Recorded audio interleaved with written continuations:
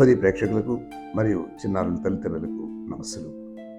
పిల్లలను పెంచడం ఒక కళ అన్న అంశంలో ఈరోజు వారు అల్లరి ఎందుకు చేస్తారు, అల్లర్లను ఏ విధంగా మనం నియంత్రించాలి అన్న అంశంలో ఈరోజు ప్రధానంగా మనం తెలుసుకోవాల్సింది, చిన్నపిల్లలు సహజంగా తల్లిదండ్రుల నుంచి వాళ్ళ యొక్క అటెన్షన్ని వాళ్ళు కోరుకుంటుంటారు. అంటే వాళ్ళ పట్ల శ్రద్ధ వహించాలని, వాళ్ళు ఏది అడిగినా సరే తల్లిదండ్రులు అది తీర్చాలి అన్న ఆకాంక్ష వాళ్ళలో ఉంటుంది. దాన్ని ఎలా వ్యక్తం చేయాలో తెలియక ఒక్కొక్కసారి ఒక్కొక్క విధంగా అది పేచీలుగాను లేదా వాదనగాను దాన్ని వ్యక్తం చేస్తూ ఉంటారు. ఉదాహరణకు, ఒక పిల్లవాడు ఏడుస్తున్నాడు. ఆ ఏడవడానికి కారణం ఆ తల్లి యొక్క అటెన్షన్ అతనికి కావాలి. కానీ తల్లి ఆ సమయంలో ఆ పని ఒత్తిడిలో వంటగదిలోనో లేదా బట్టలు ఉతుకుతానో ఎక్కడ ఉంది. పిల్లవాడు ఏడుస్తున్నా పట్టించుకోలేదు. ఎప్పుడైతే ఆ పట్టింపు లేదో ఆ కుర్రవాడికి నెగిటివ్ యాటిట్యూడ్ డెవలప్ అయ్యి అమ్మ నన్ను పట్టించుకోవట్లేదు అని చెప్పి ఇంకా ఏడవడం మొదలుపెడతాడు. అదే మనం దానికి పాజిటివ్గా ఆ పని అక్కడ ఆఫ్ చేసి పిల్లవాడికి ఎందుకు ఏడుస్తున్నాడు అని చెప్పి అడిగి సరే అని చెప్పి ఆ విషయాన్ని అర్థం చేసుకుంటే అక్కడ ఏడుపు ఆపడానికి ఆ కుర్రవాడు ప్రయత్నం చేస్తాడు. కానీ కొన్ని సందర్భాల్లో ఆ పిల్లవాడు ఏడుపు మారడానికి అతను ఏదే అడిగితే అది ఇచ్చేస్తుంటాం. ఉదాహరణకి ఈ రోజుల్లో చూస్తే ఆ పిల్లవాడు ఏడుస్తున్నాడు కదా అని చెప్పి మొబైల్ ఫోన్లు ఇచ్చేస్తున్నాం. అది ఇచ్చేస్తుంటే ఆటోమేటిక్గా ఆ కుర్రవాడికి ఏంటంటే, ఓహో ఏడిస్తే మనం ఏది అడిగినా ఇస్తారు కదా అని చెప్పి ఆ కుర్రవాడు ఏది కావాల్సి వచ్చినా ఏడవడం కానీ, అల్లరి చేయడం కానీ, వస్తువులు విరిచేయడం కానీ చేస్తూ ఉంటాడు.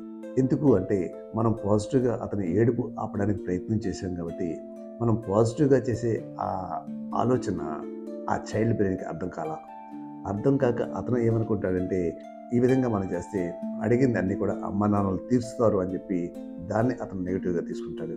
కాబట్టి ఎప్పుడు కూడా వాళ్ళ యొక్క అటెన్షన్ని మనం అటెండ్ అవుతున్నాం అని చెప్పి ఒక అడల్ట్ బ్రెయిన్గా ఆ చైల్డ్ బ్రెయిన్కి మనం అర్థం చేయాలంటే సిచ్యువేషన్ కూడా వాళ్ళకి తెలియజేయాలి. పవర్ టు ద పేరెంట్లో రచయిత ఇష్నాది సాధన తన స్వీయ అనుభవాన్ని ఈ విధంగా తెలియజేసింది. తన కుమారుడితో ప్రతిరోజు చెప్తూ ఉండేది, నువ్వు పలానా సమయానికి ఖచ్చితంగా పడుకోవాలి, పడుకునే ముందు ఇంత సమయం మన ఇద్దరం కూడా కలిసి పుస్తకాలు చదువుకుంటాం, కాబట్టి నువ్వు ఆ సమయానికి పడుకుంటేనే ఉదయం లేచిన తర్వాత మళ్ళీ నీకు పుస్తకాలు చదవడానికి అవకాశం ఇస్తామని చెప్పి ఆ రచయిత చెప్పిందట.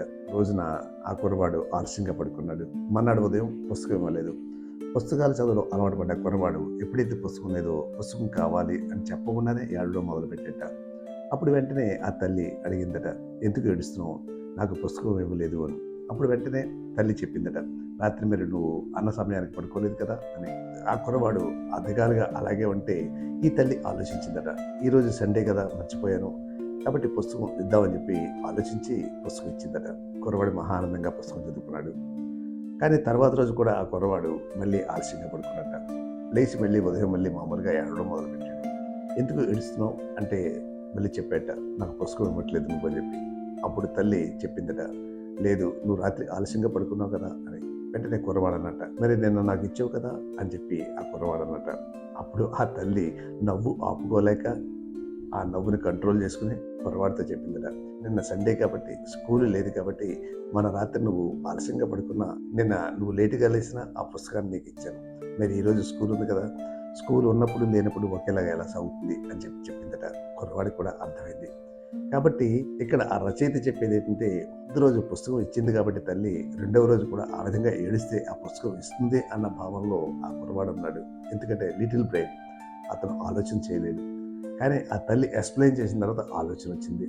సో ఆ విధంగా ఏంటంటే పిల్లల అల్లరి కంట్రోల్ చేయడానికి మనం శాస్త్రీయంగా కూడా కొన్ని ఆలోచనలు చేస్తూ వాళ్ళకి అర్థమయ్యేలా చెప్తే వాళ్ళు ఏ విధమైన అటెన్షన్ తల్లిదండ్రుల నుంచి పొందుతున్నారో ఆలోచన చేసి అటెన్షన్ ఎందుకు ఇవ్వలేదు అని చెప్పి ఆ సందర్భాన్ని కూడా అర్థం చేసుకునే అవకాశం కూడా పిల్లలకు వస్తుంది. అందుకోసమే పిల్లల్ని పెంచడం అనేది ఒక గొప్ప కళ అంటాం.